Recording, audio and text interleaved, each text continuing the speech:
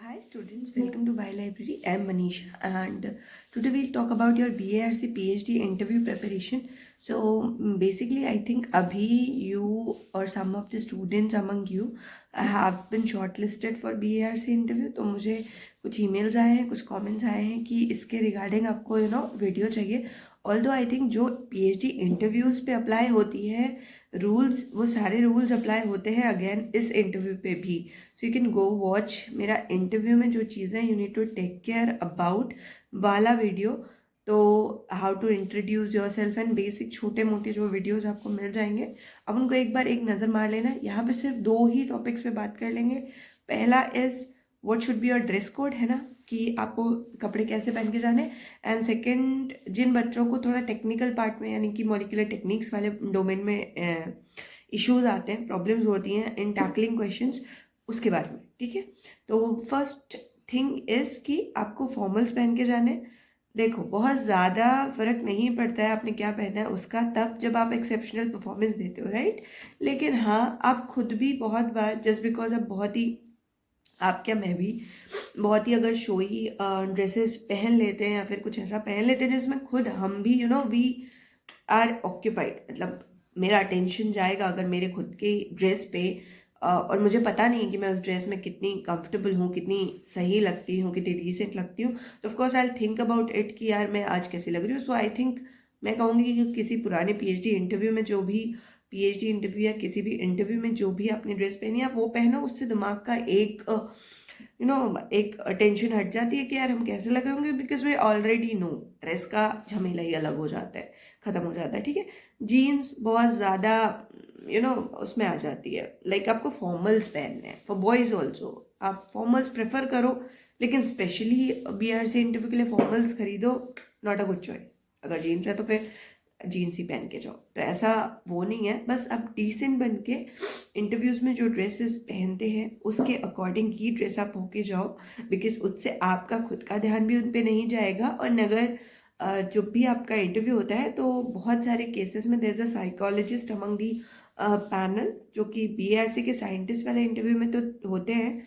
PhD interview के लिए अगर वो आपको बैठे होंगे तो he will constantly look at you, है ना. वो आपको देखते रहेंगे, योर बॉडी लैंग्वेज एंड अगर उनका ध्यान आपके ड्रेस पे जाता है तो ऐसा नहीं होना चाहिए कि यू गेट डिस्ट्रैक्टेड कि यार मैंने कुछ ऐसा पहना है क्या कि that person is looking at me. तो ये वाला आप एक टेंशन घर से ही ख़त्म करके जाओ. तो मोरल ऑफ द स्टोरी या फिर समराइज करें तो फॉर्मल्स या फिर जो भी आपको एकदम डिसेंट लगते हैं वो थोड़े लाइट कलर्स. ठीक है, उसके बाद the second thing is molecular biology वाले डोमेन को टच करते हैं. किसी और को क्यों नहीं टच करें, क्योंकि वहाँ आई थिंक इतनी असिस्टेंस की, इतनी हेल्प की, इतनी गाइडेंस की रिक्वायरमेंट नहीं है. यू हैव एम्पल इन्फॉर्मेशन, ज़्यादा ज़रूरत से भी ज़्यादा इन्फॉर्मेशन है आपके पास बाहर. तो अगर मॉलिक्यूलर बायोलॉजी वाले पार्ट में आपको प्रॉब्लम है और आपको डर लगता है तो एक शॉर्ट हैंड तरीका है. पहला, आपका revision cell bio molecular biology, जितनी भी आप चीज़ों को जोड़ते हो, cell bio molecular biology, biochemistry, इनका जो रिवीजन है वो आपके टिप पे होना चाहिए, सच दैट जब भी आपको प्रोटीन टू प्रोटीन इंटरेक्शन की बात करी जाए तो आपको पता हो कि अच्छा प्रोटीन किसी साइड से ही तो बाइंड करेगा अपने दूसरे प्रोटीन के साथ.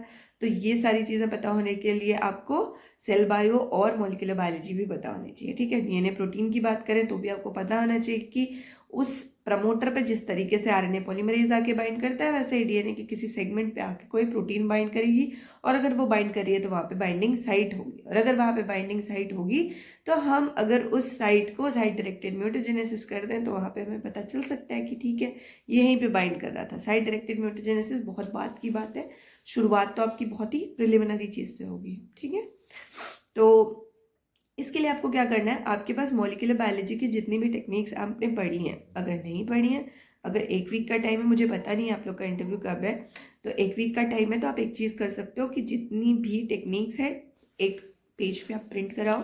एंड वैसे तो आपकी जो टेक्निक्स वाली पाथफाइंडर की, I am not endorsing it, ठीक है, लेकिन बुक बहुत अच्छी है.